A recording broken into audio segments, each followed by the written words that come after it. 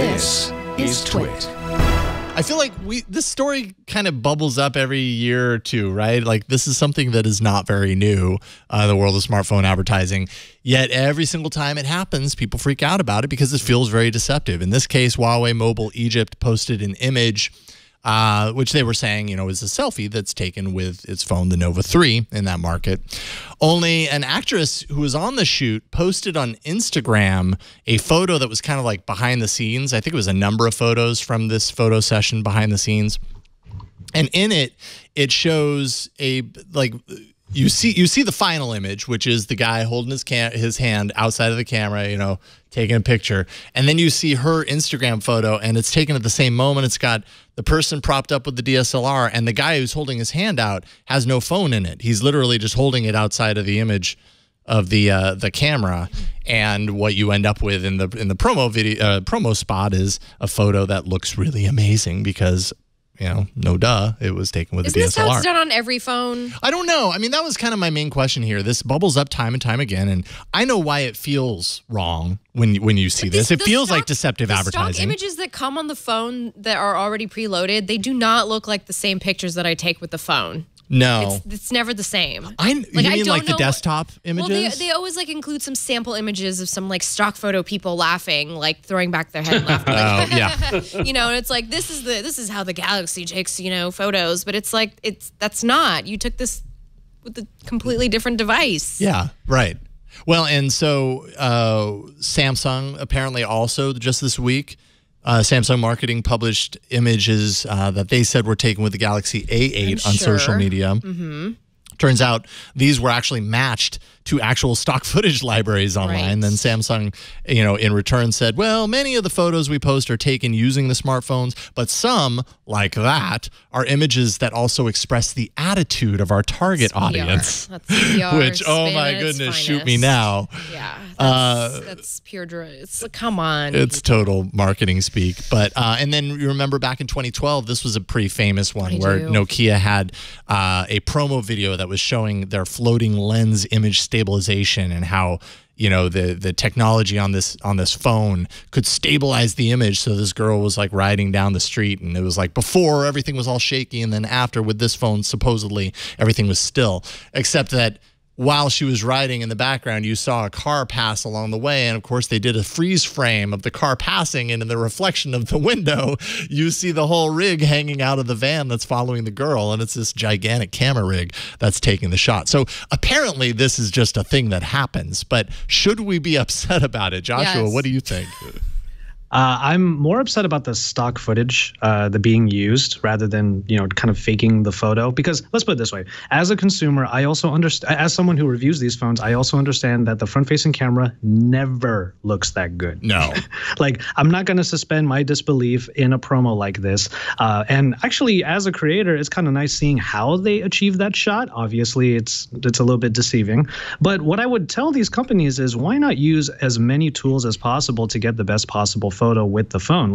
The rig, I'm okay with the stabilization rig as long as the phone is what's in the rig. I'm okay with these photos coming out the way that they do as long as it's clear to us as consumers that they use the best possible lights, they use the best possible conditions. Maybe they filter it, to heck. I'm okay with all of that, but to use something like stock footage, that's the only one that actually kind of pisses me off as a photographer personally.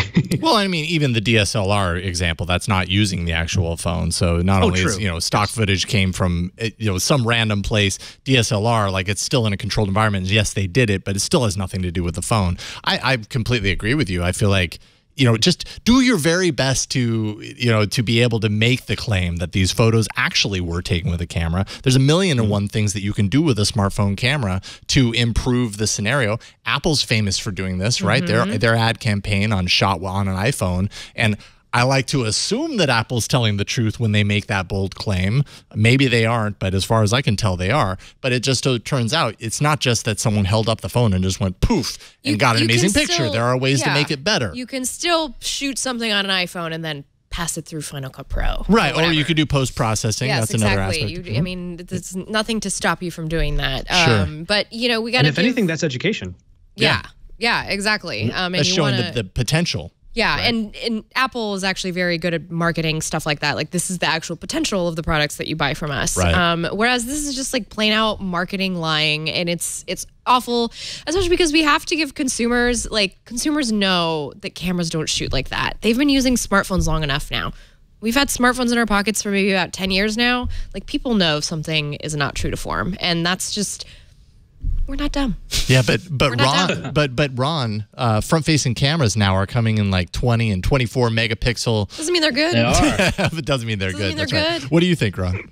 I mean, I don't know. It's tough because like they're trying to sell phones, right? So like you got to look at what the motivation is, and you want to make it look the most appetizing thing that there is. I can't tell you how many recipes I've seen photos of, and then I cook it, it doesn't look like that. Or McDonald's hamburgers. Oh, yeah. Yeah, exactly. Yeah, or like food photography and all this sort of things. Like, so it's tough when you're trying to promote a device that allows you to create the medium or the media that you are using to promote it, right? Yeah. So like you're selling the camera capabilities, and so it's expected that you're using the camera that's contained with the phone. But with marketing rules, you just want the sexiest looking shot you can get. Yeah. So I mean, I agree. I think it's a classic way to get a marketing blunder, a OnePlusian marketing blunder. But at the same time, I'm completely not surprised. Not surprised at all. No, I'm not surprised. Yeah. I'm just a little disheartened. Well, what do you mean? It's the world we live in. That's how you sell stuff to people. Yeah. Whoever posted the photo is not working with Huawei ever again. Yeah. I mean, that's for sure. Right. But then they'll just hire someone else right. who's better at it. Here's a stock photo nobody will ever see. Well, I'm surprised. I'm actually very surprised that there's nothing in the contract, or maybe there is something in the contract that says, when you're on a set, if you've been contracted to do this work, there will be no, in production photos of any kind, no sharing. Yeah, of I bet social you media. don't. I bet you're not allowed to even talk at like Apple shoots when they're doing their ads. Right. Like you just no talking. Yeah. You're lucky to breathe. Lucky to press any buttons because there aren't any there. Yeah. There are no buttons to press. Sorry, I had to go for the Apple no button joke.